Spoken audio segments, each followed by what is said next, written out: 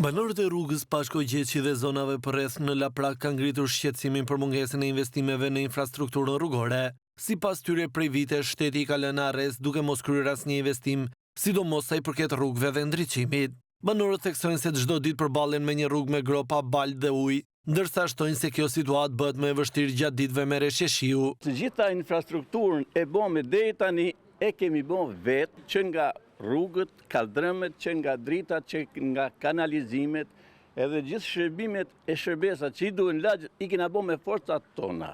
Shteti nuk ka ndërhyrë asnjëherë në këtë lagje. Ne jemi lagja më e përvujtur e 30 vjetëve. Ne kena me mall, në ardhë një mik, se du të miqu qizmet atje të asfalti, se s'futet makina.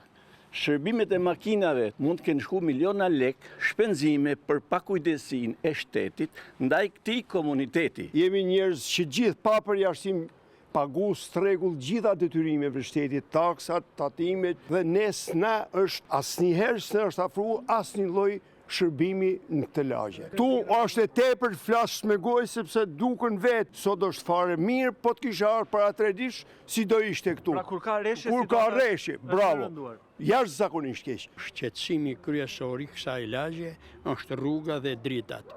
Nuk ma do menja se ka lagje në Tiranë që të nes dritat e telefonit kur dalim ke dyqan. Jemi ankuar gjithë kohës, gjithë deputet që vinë këtu, asnjëri nuk e merr përsipër këtë punë. Premtime boshe, gjithë kohës premtime boshe. 3 kilometra nga qendra dhe ne jemi si në Kandahar këtu. Banorët akuzojnë kreun e bashkisë Erion Veliaj se i njeh mjaft mirë problematikat në këtë zonë, pasi ka shkuar 2 herë aty për të mbjellë pemë, por asnjëherë nuk është kujtuar të investojë për rrugën, edhe pse ua ka premtuar. Po duket tani pse e ka rezervuar këto pemë këtu. Do bëhet në pallat patjetër. Ka 3 herë dhe ka investuar te fusha që do ta përvetësojë fushën aty. Është e turpshme të jetë kjo lagje e Tiranës jetë në të gjenje. 3 mandate dhe Erion Velis ka ardhur vetë personalisht në të zonë, i ka premtuar, u ka marrë votat dhe asnjëherë s'ka kthy kokën pas. Edhe pse ndodhet vetëm 3 kilometra nga qendra e Tiranës, banorët e kësaj zone shprehen se jetojnë në kushte tepër të vështira.